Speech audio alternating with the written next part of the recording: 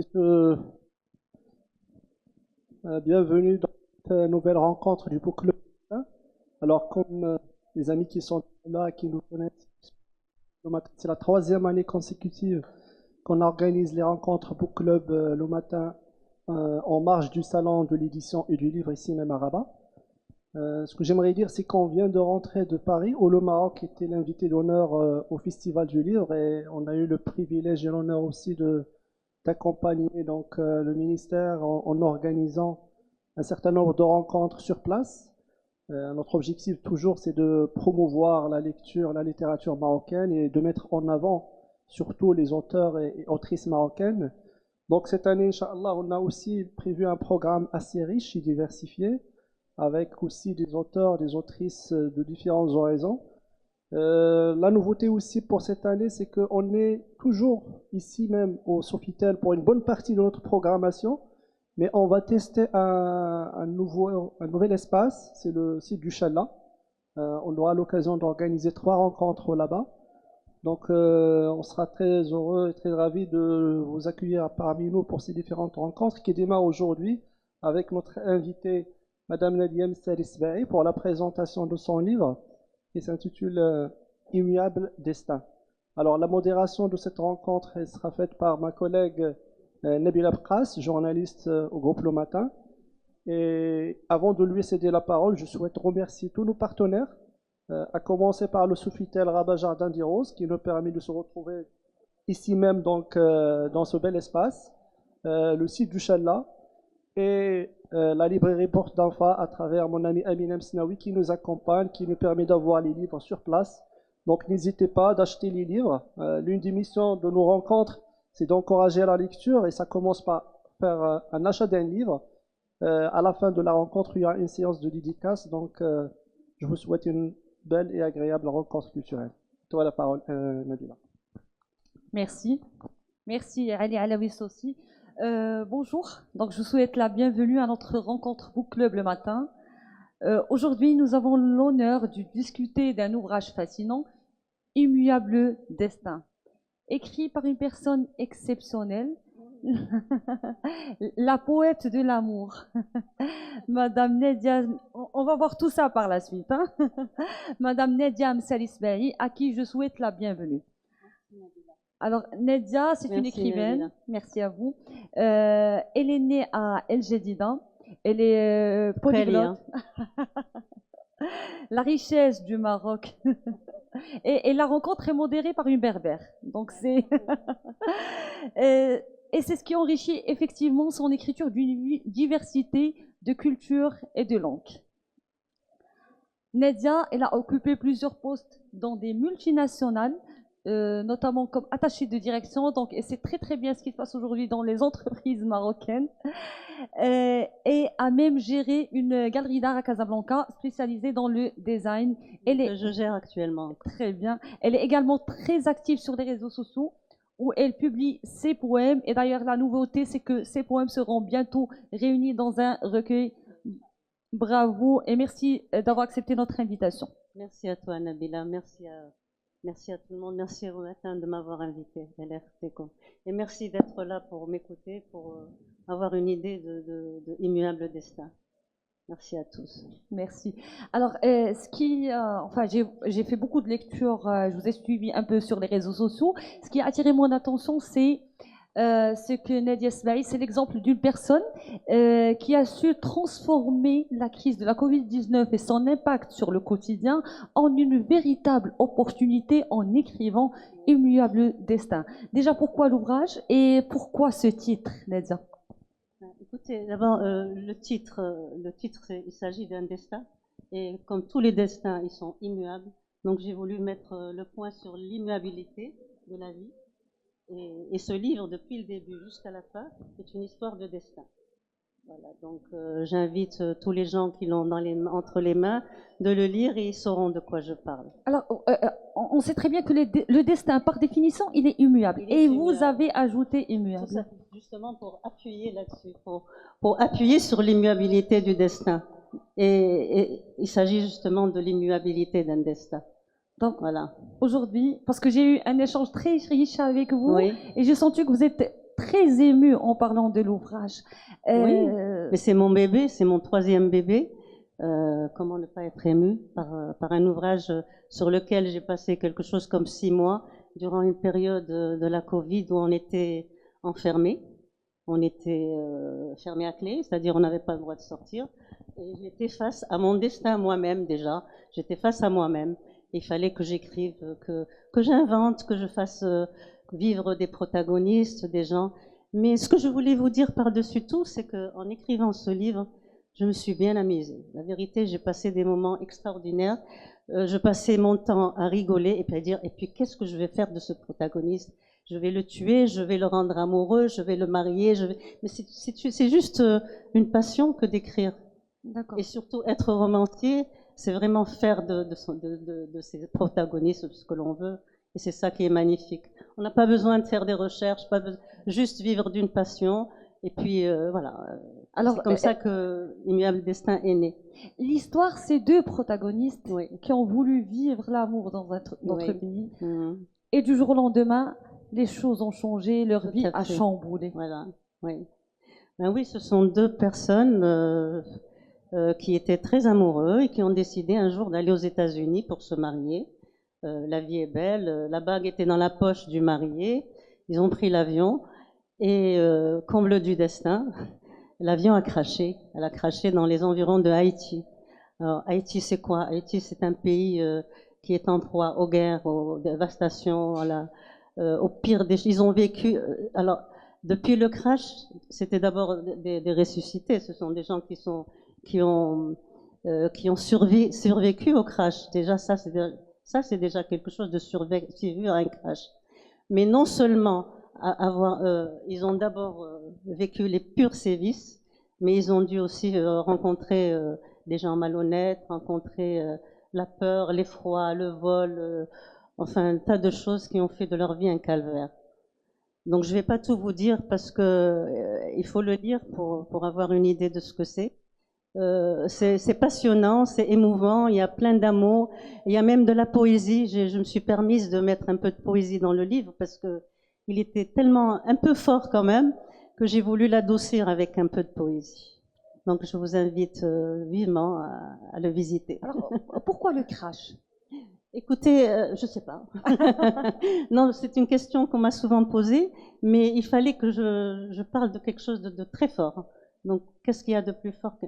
Alors, des millions de gens voyagent dans l'avion.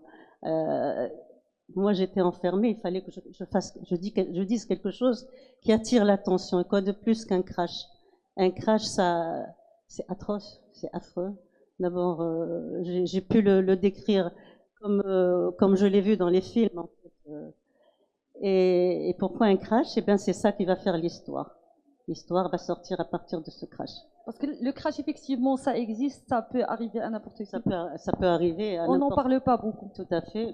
C'est quelque chose, quand vous êtes à des millions de kilomètres dans le ciel, n'importe quoi peut arriver. Et notamment un crash, c'est quelque chose qui peut arriver à tout le monde. Alors, parmi les choses qu'on retient en lisant votre ouvrage, c'est le destin, il est incontrôlable. On ne peut pas changer notre destin, mais peut-être ce qu'on peut changer aujourd'hui, c'est notre façon de voir les choses et de vivre les choses et surtout d'accepter. Qu'est-ce que vous en dites? Oui, mais vous avez beau changer ce que vous voulez, le destin reste ce qu'il est. Hein. Quand quelque chose vous est destiné, elle arrive, quel que soit X. Donc vous pouvez faire ce que vous voulez. Vous êtes destiné à vivre ce que le destin va vous donner. Bon, mais peut-être ce qu'on peut changer aujourd'hui, c'est la perception qu'on a des choses. Oui, la perception de ce que vous allez vivre, oui. Mais pas le destin, je pense. Enfin, à mon avis, hein, un destin, ça se change pas. Oui, et pour probable, ce qu'il faut changer, justement, c'est quand on change la perception des faits, ça nous permet de transformer toute n'importe quelle épreuve en une opportunité. C'est justement ce que vous avez fait lors de la période de la Covid-19. Oui, tout à fait. Alors, la Covid, elle nous a appris la résilience, entre autres. Tout à fait. Elle nous a appris beaucoup de choses. On était enfermés chez nous, séquestrés pratiquement. Beaucoup de couples n'ont pas survécu à ça. Il y a eu des divorces, il y a eu des séparations, il y a eu des bagarres, il y a eu des disputes, il y a eu des meurtres. Bon, ce que nous a fait vivre la Covid, c'était quelque chose qu'on n'avait jamais vu auparavant. Donc on a eu à la vivre Et chose qui est exceptionnelle, c'est qu'au jour d'aujourd'hui, ça fait partie du passé, plus personne Pourquoi d'ailleurs j'ai tenu à écrire ce livre? Parce que si on devait s'en sortir, au moins il y aurait une histoire qui restera noir sur blanc et on parlera de la Covid, comme elle s'est passée. Vous avez l'impression qu'on n'a rien appris de la crise de la Covid? On a oublié, et puis l'être humain en général, il préfère oublier les mauvaises choses. Donc, beaucoup de personnes ont oublié ce qu'ils ont souffert. Ils ont certainement perdu des êtres chers, ils ont certainement vécu de très mauvaises choses, mais ils ont oublié. Ben, ça, c'est l'être humain en lui-même qui ne veut pas garder le pire, il garde que le meilleur, et puis c'est tant mieux, quoi. Restons sur la compétence que vous venez de souligner, c'est la résilience. Oui. Vous pouvez nous en parler davantage? Vous tenez beaucoup à la résilience. J'aime bien parce que je suis journaliste salariée, maman d'un enfant, c'est beaucoup de choses qui font moi je le dis souvent, il y a des compétences qu'on apprend à l'école, et c'est ce qui nous fait qu'on a des diplômes, et il y a ce qu'on appelle les soft skills, des compétences douces qu'on apprend dans la vie. Et c'est ces compétences-là, dont la résilience, dont on a besoin pour évoluer et grandir, n'est-ce pas? Tout à fait, ben, oui. Je suis entièrement d'accord avec vous, oui, je suis d'accord. Mais la résilience, c'est vraiment, c'est quelque chose qui vous donne à vivre. Pour continuer à vivre, il faut être résilient. Autrement, c'est pas possible. On peut pas rester focalisé sur quelque chose de mauvais. Donc, il vaut mieux voir les choses du bon côté. Exactement. Voilà. Alors, il y a la notion d'amour qui est très présente dans Immuable Destin. Oui. Ben, écoutez, c'est une histoire d'amour, hein, avant tout. Une histoire d'amour, de trahison, de beaucoup de choses que je ne vais pas vous révéler tout de suite, mais c'est sur fond d'amour, oui. Alors, ce couple est parti pour se marier, ils ont fini séparés, chacun d'un côté. La femme était séquestrée par un avocat qu'il avait acheté et qu'il aimait, qui avait fini par l'aimer, qu'elle détestait. L'homme, ayant su que sa compagne avait été séquestrée, il l'avait complètement abandonné parce qu'il avait rencontré autre chose. En fait, il avait re-rencontré un autre amour. Comme quoi, l'amour, moi je le définis de cette façon. L'amour, il y a toujours un amour qui en écrase un autre. Des fois, on aime d'un amour faux, mais un autre amour vient, il écrase cet amour faux. Et c'est la loi de la nature. C'est la loi de la nature. Chaque chose qui vient en écrase une autre. Et là, Hatim, il n'a pas lésiné sur les choses. Il est tombé sur une femme qu'il avait, Luna, en l'occurrence, qui était une très très belle femme, qui travaillait à Paris, qui était une femme d'affaires. C'était tout à fait le contraire de son amour premier avec qui il voulait se marier. Donc voilà, quoi de mieux que de se concentrer sur un nouvel amour mais malheureusement, le destin, on a voulu autrement. Oublié Sarah? Le destin, lui, il a dit non. Le destin, c'était pas ça. C'était pas Luna, c'était pas le second amour, c'était le premier amour. Il fallait revenir à cela. D'accord. Donc voilà. Alors, c'est d'où mon titre Immuable Destin. C'est un retour des choses, un retour naturel des choses en fait. Quelle est la place de l'amour dans nos vies face aux épreuves? Dans ma vie? Dans nos vies. Dans nos vies? Écoutez, l'amour dans nos vies, c'est un baume, d'accord, dans notre cœur. C'est quelque chose qui adoucit la vie, qui nous donne un entrain, qui nous donne envie de vivre. L'amour, c'est la plus belle chose qu'on puisse vivre dans notre vie. Il y a rien à dire. Donc, quand on est amoureux, quand on aime vraiment, eh ben, on peut faire n'importe quoi. Encore faut-il choisir la bonne personne. Oui, ça c'est une autre histoire. Est-ce qu'il y a aujourd'hui des victimes d'amour aussi? Bien sûr, il y a toujours des victimes, il y a femmes toujours qui sont des gagnants. manipulées au nom de l'amour. Oui, pas forcément. Il y a aussi des hommes qui souffrent d'amour, de la même façon que la femme. D'où l'importance de s'aimer avant d'aimer l'autre. Exactement. Il faut s'aimer d'abord.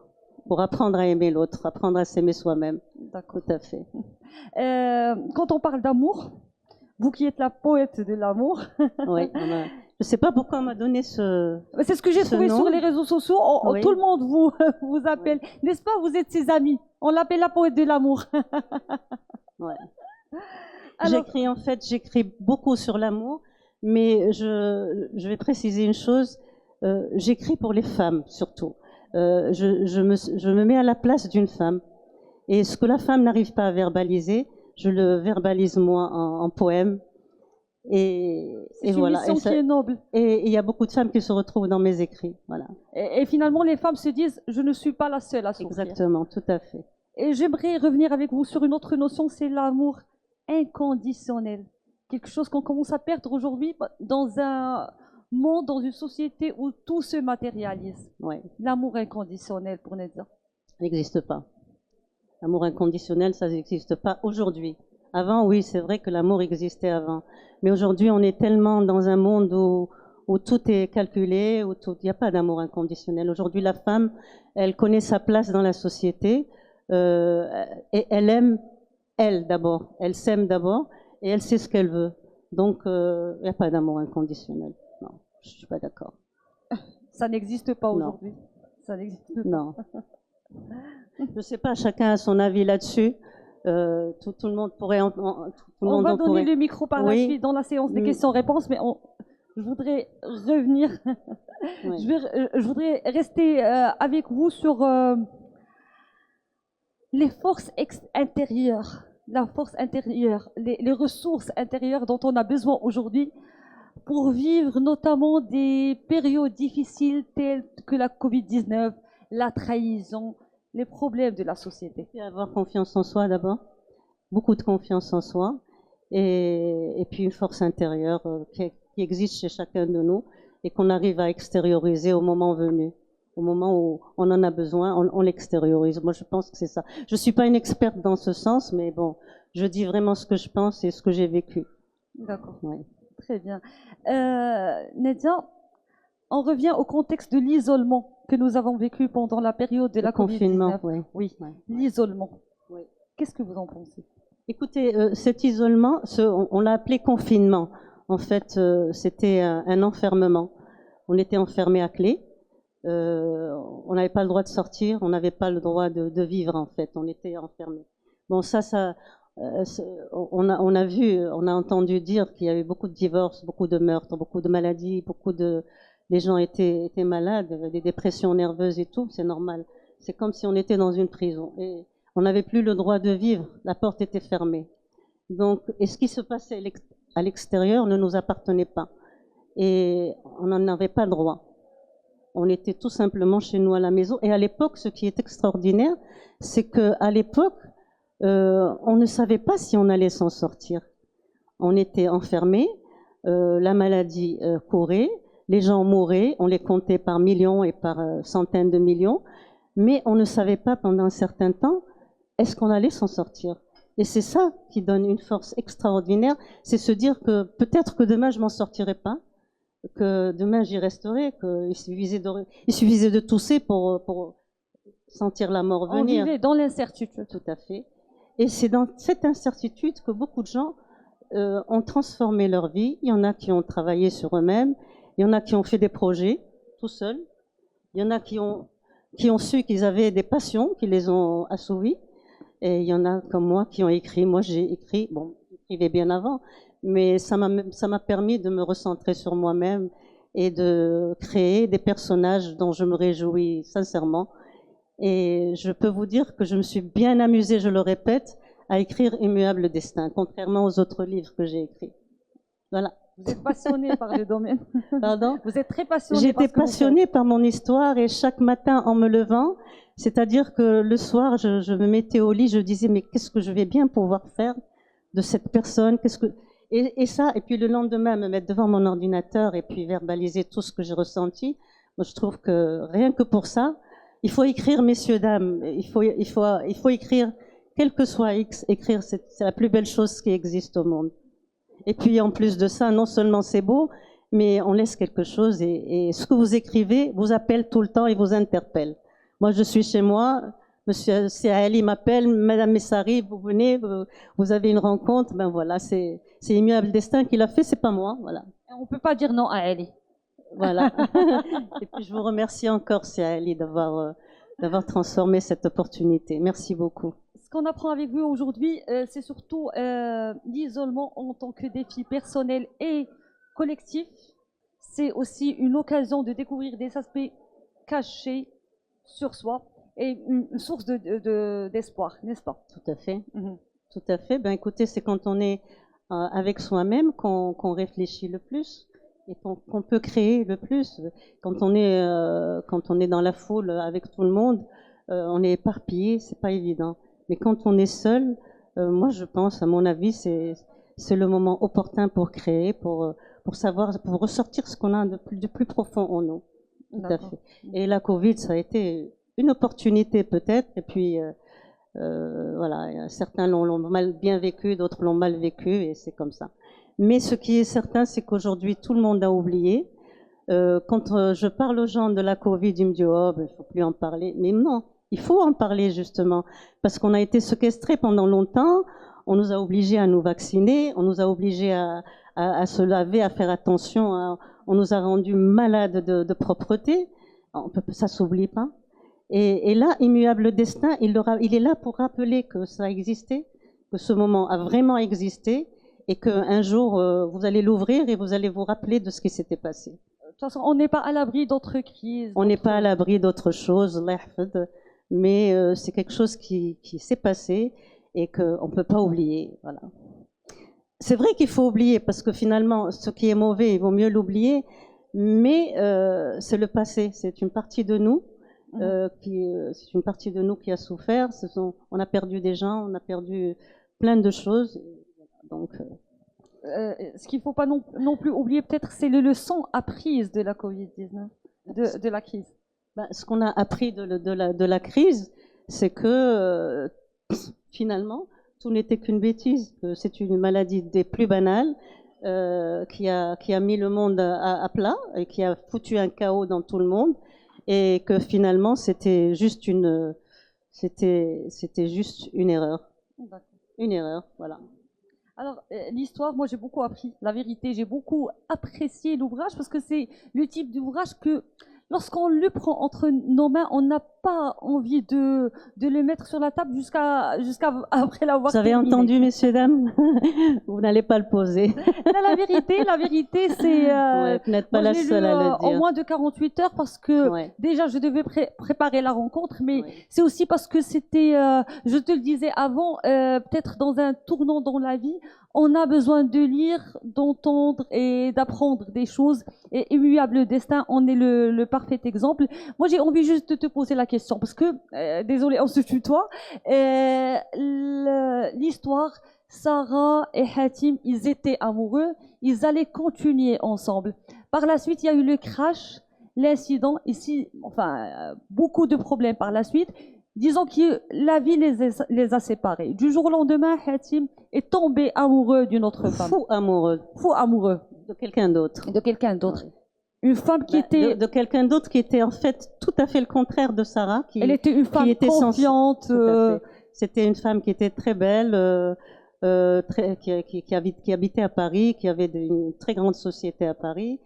Une femme de lettres aussi.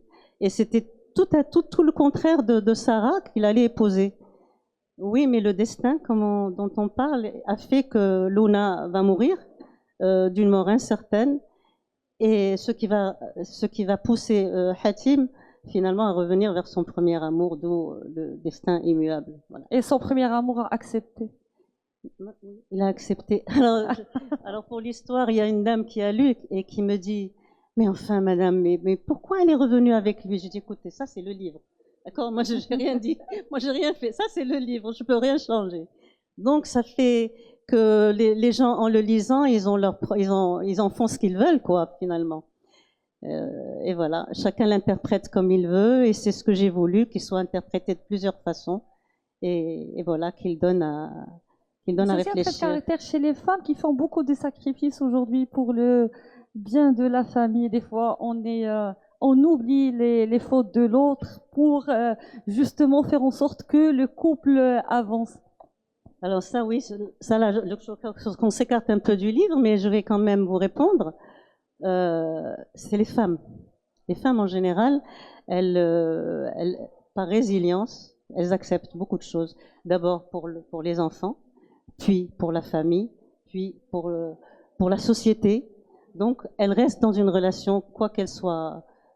Ça peut être une relation toxique, ça peut être une relation qui peut les tuer, mais elle reste dans cette relation juste pour les yeux, pour les autres. Mais ce qui est extraordinaire aujourd'hui, c'est que la femme a compris que, quelle que soit la situation, quelle que soit la société, c'est elle d'abord, d'accord? Quand elle n'est pas bien, elle prend son sac et elle s'en va. Et ça, je pense que c'est une chose extraordinaire. Excusez-moi, messieurs, je n'ai rien contre les hommes, mais c'est ce qui se passe aujourd'hui. Bon, je sais pas, on a ouvert une petite parenthèse par rapport à ça, mais c'est la femme aujourd'hui, moi, je lui trouve ce trait extraordinaire, c'est que elle s'impose pour vivre. C'est pas il y en a qui disent non, mais c'est pas sympa, laisser les enfants, laisser la famille. Oui, mais il y a elle aussi. Et puis quand on pense à soi, on devient un peu égoïste. Pour pouvoir vivre, il faut être égoïste. Pour pouvoir vivre. Voilà. Mais c'est valable dans les deux sens. Parce que c'est valable dans les deux sens. C'est valable dans les deux sens, tout à fait, exactement. C'est valable dans les deux sens. Donc, mais quand même, rarement, l'homme ne fait pas autant de sacrifices. L'homme, quand il tombe amoureux, il fout le camp. Il s'en va. Quand il tombe amoureux, il s'en va. La femme, non. La femme, au contraire, elle reste pour les enfants, elle reste pour la famille, elle reste. Mais jusqu'à un certain point, après, elle explose et elle prend ses clics et ses claques et elle s'en va. C'est la femme, c'est l'humanité entière. On peut pas forcer quelqu'un à rester alors qu'il souffre. Je crois que j'ai répondu à votre question. Oui, parfaitement. Voilà, parfaitement. donc, Parce que l'idée, ça rejoint l'idée du départ, c'est qu'il faut s'aimer d'abord. Les enfants ou la famille en général a besoin d'une maman épanouie avant d'être. On a tendance, en tant que maman, à chercher à être parfaite, à chercher quelque part la perfection. J'ai besoin d'être bien avec les enfants, avec le mari. Mais des fois, on s'oublie. L'idée, c'est que rester dans une relation est une bonne chose, mais il faut vraiment trouver le juste équilibre, s'aimer avant de mélanger. Il faut rester dans la relation jusqu'à un certain point. D'accord. D'abord, ne pas tout lâcher pour les enfants parce que c'est eux finalement les victimes. Mais à un certain moment, c'est vrai que la femme doit penser à elle-même et aller de l'avant. C'est-à-dire, c'est et bien puis de faire des sacrifices, aujourd'hui, les divorces pour les enfants, ça devient une bénédiction. Moi, je vois autour de moi des enfants qui disent ouf, heureusement que mes parents ont divorcé parce que je me sens beaucoup mieux. Donc finalement. Et puis de toutes les manières, le mariage devient aujourd'hui une institution en voie de disparition. Donc de plus en plus les gens se séparent, de plus en plus les gens. Voilà, donc. C'est un autre débat. Je sais pas pourquoi je parle de ça, mais bon. C'est un autre débat.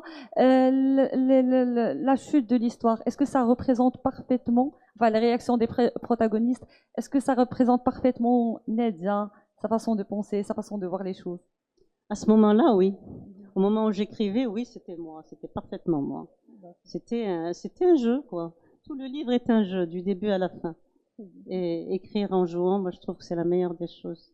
Le plus important, c'est de s'amuser et de vivre l'instant présent. Moi, je vais profiter de votre présence avec nous aujourd'hui pour nous lire un poème. Ah, alors le poème, je passe mon téléphone, je vais vous lire un poème, oui. Je vais vous lire un poème sur la Covid, justement. Si vous me permettez, c'est 2 minutes. 2 petites minutes. Je vais prendre mes lunettes parce que je vois mal.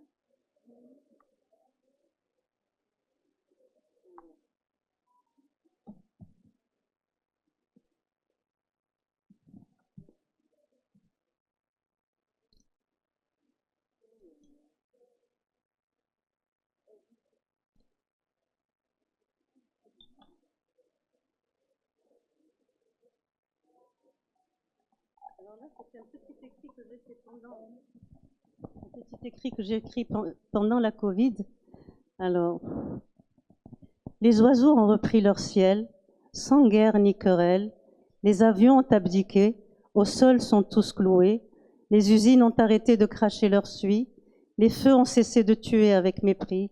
Les bourses sont déboussolées, elles ne savent plus à qui s'avouer. Les deniers du monde ne servent plus qu'à sauver des vies. Les richesses immondes ne sont plus ostentation et ignominie. Plus de plaisance, plus d'outrance, plus d'élégance, fini les médisances. Adieu l'insouciance, juste sauver sa pitance et échapper à la souffrance.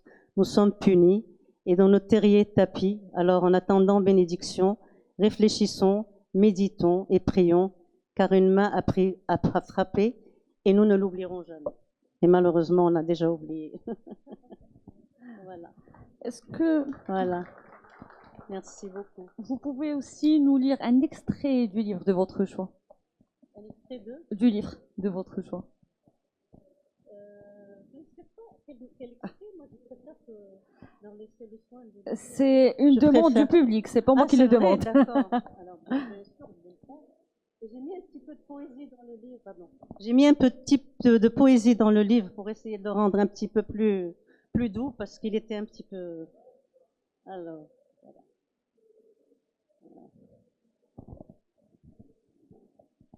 Alors là, je vais vous lire Micro. les coutumes barbares quand Sarah est arrivée entre les mains des gens qui l'avaient kidnappée.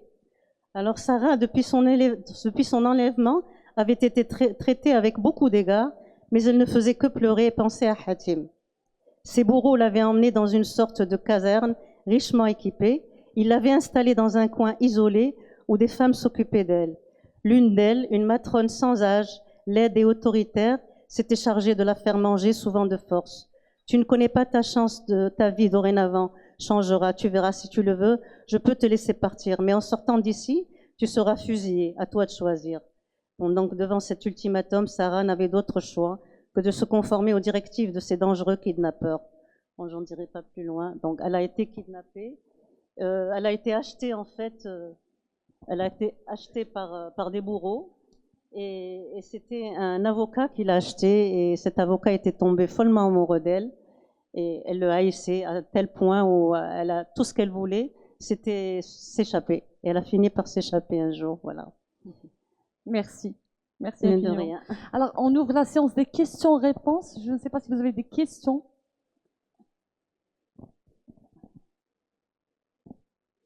Le problème, c'est que les gens n'ont pas lu le livre, donc les questions Des sur, questions juste par rapport à notre échange aujourd'hui? Ah, d'accord, ok. Oui. Oui. Oui, ça va.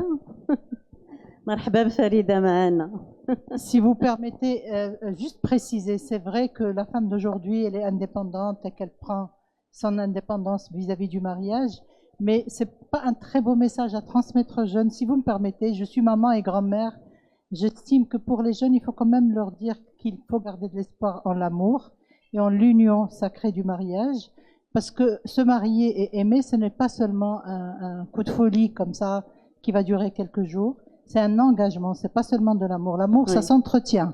L'amour, c'est une étincelle au début, certes, c'est un coup de foudre, comme on dit, mais l'amour, ça peut s'entretenir, ça peut se nourrir, ça peut prendre tout le temps qu'on veut. Il y a des mariages qui ont duré 50 ans, 80 ans, selon la longévité de la personne. Donc, il faut quand même garder un petit message d'espoir pour les jeunes. Si vous permettez. Je n'enlève pas du tout cet espoir, mais alors les mariages qui ont duré 40, 50 ans, ce sont les mariages de nos parents, en l'occurrence, parce qu'il y avait toujours le patriarche.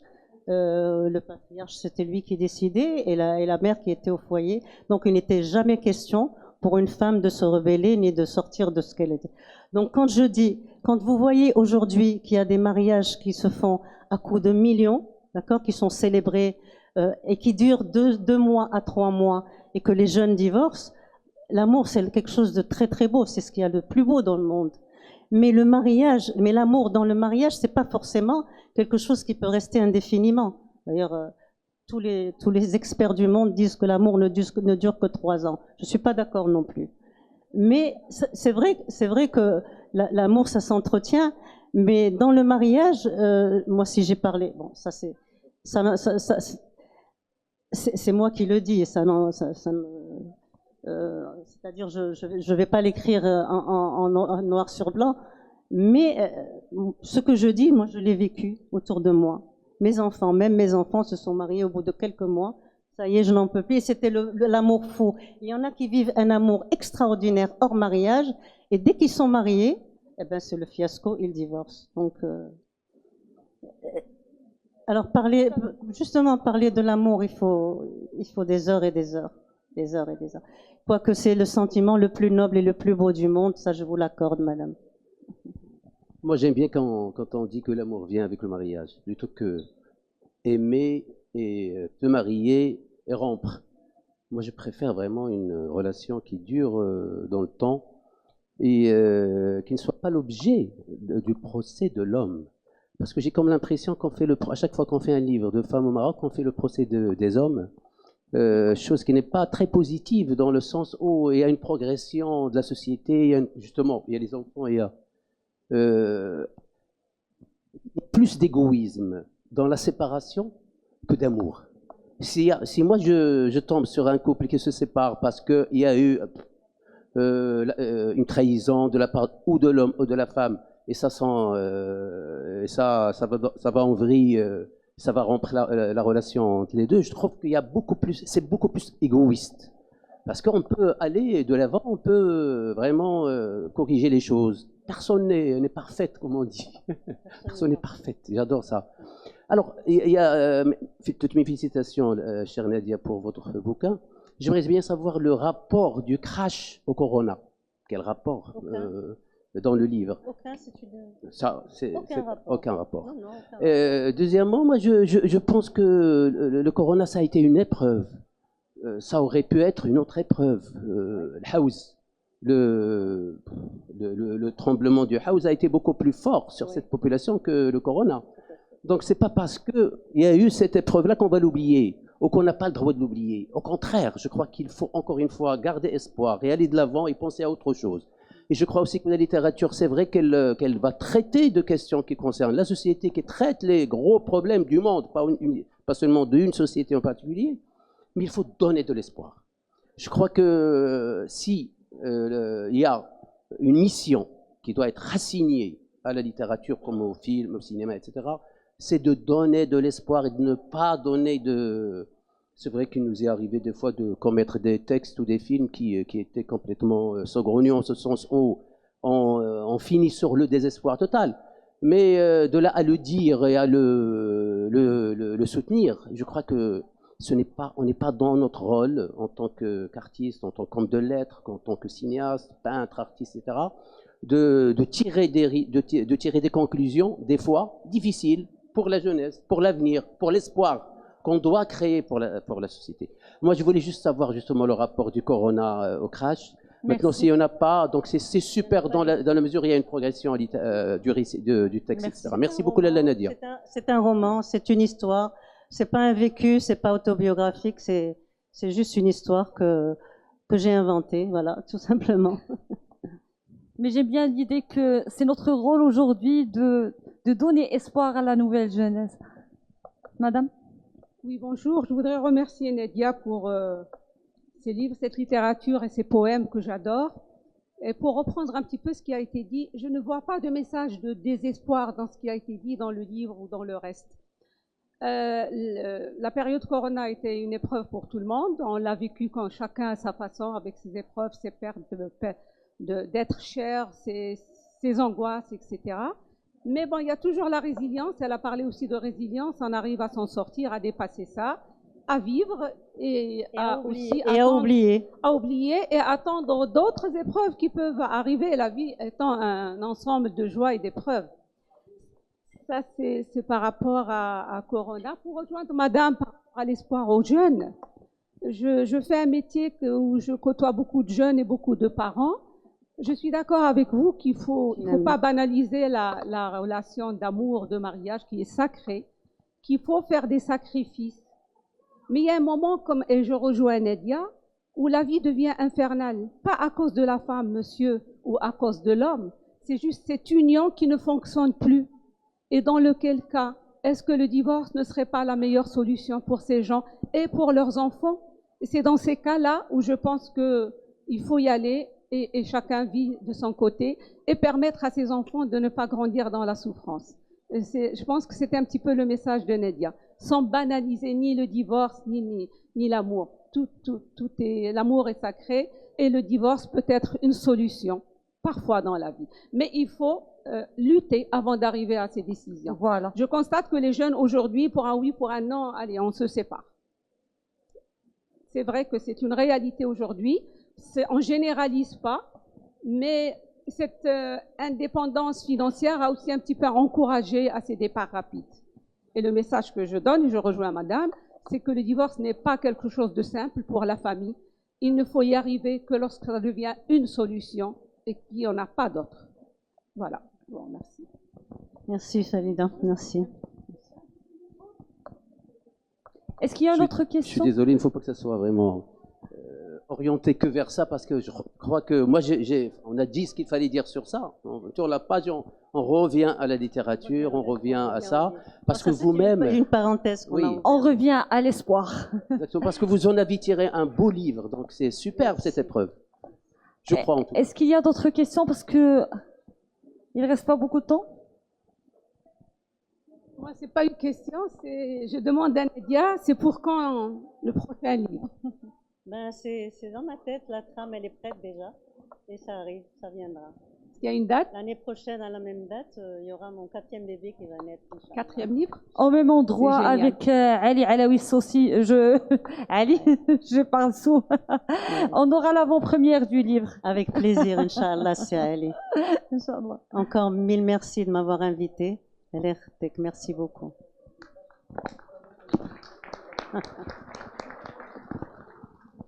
Pardon? Oui, je peux faire des dédicaces avec plaisir, oui. Donc, juste, je disais que pour les personnes qui souhaitent acheter le livre et Oui. profiter de la présence de Madame Avec Spa avec plaisir, nous pour oui. les séances de dédicace aussi. C'est très important. Merci, Siaël. Merci beaucoup. Merci à vous. Tabaraka alaikum. S'il n'y a pas d'autres questions, on va devoir malheureusement clôturer la rencontre. Pas encore? Je vais que poser, le- je vais poser une question. Je vous en prie, Sidi. إن أبغض الحلال عند الله هو الطلاق. Et que la fidélité, est-ce qu'il y a quelque chose qu'on peut... Nous sommes d'une société Mettez le micro. qui ont vécu dans une Micro. ambiance musulmane. Pardon? Nous sommes musulmans. Exact, oui. Nous avons un livre, nous avons des traditions, nous avons cela. Et il y a la patience, le sabr, la Exactement. fidélité. Exactement. C'est ce qu'on doit enseigner à nos enfants, Tout à fait. à nos petits-enfants. Et sabr, Exact. parce que le divorce, c'est très facile. Oui. C'est un véritable message Maintenant, ils de... l'ont facilité. Ça se fait entre deux minutes, ça peut se faire. Mais il y a beaucoup de choses à faire. Il y a beaucoup de la patience. C'est Les vrai. gens se marient depuis 40 ans, 50 ans, se supportent. Il y a toujours des hauts et des bas. Mais si chaque fois on fait ça, on peut claquer la porte et sort. C'est un que véritable... c'est mariage express. Express, oui. Tout à fait. Malheureusement. Et il n'y a pas. Si on revient à nos traditions, à nos sources, on peut solutionner beaucoup de choses. Exactement, je suis entièrement d'accord avec vous. C'est un Ben, je véritable pense- message de Merci. clôture, c'est dit. C'est vrai. Un dernier C'est mot. vrai que oui, nos us et nos coutumes, si on s'y attachait beaucoup, je pense qu'il y a beaucoup de choses qui pourraient se guérir. Parce que les jeunes aujourd'hui, on leur a pas appris d'être résilients. Exactement. Voilà, تصبر عندك وليداتك عندك, on leur a jamais appris ça. Sur un coup de tête, ils te disent ça y est, moi j'en peux plus, je m'en vais. Et ça, ni les parents, ni personne ne peut rien du tout. Voilà. Alors, un dernier message pour tous ceux qui sont présents avec nous aujourd'hui. Oui. Eh ben, je vous remercie tous vraiment d'être là. Ça m'a fait plaisir de vous avoir aussi nombreux. Et merci de me lire, merci de me suivre, l'LRTEC.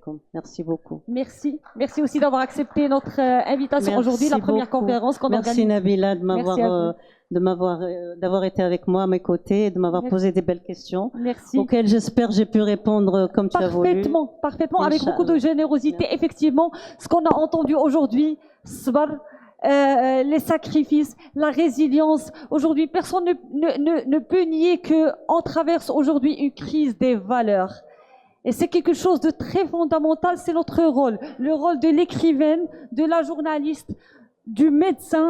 كل واحد فينا عنده دور في la société pour faire face à cette crise qui s'installe dans la société. Parce que finalement, ce qu'on cherche aujourd'hui, pas le bonheur de l'homme بوحده ou la femme بوحدها, le bonheur d'une famille, اللي غيكبروا فيها des enfants اللي عندنا فيهم امل demain pour un avenir meilleur. Merci à vous et à très vite.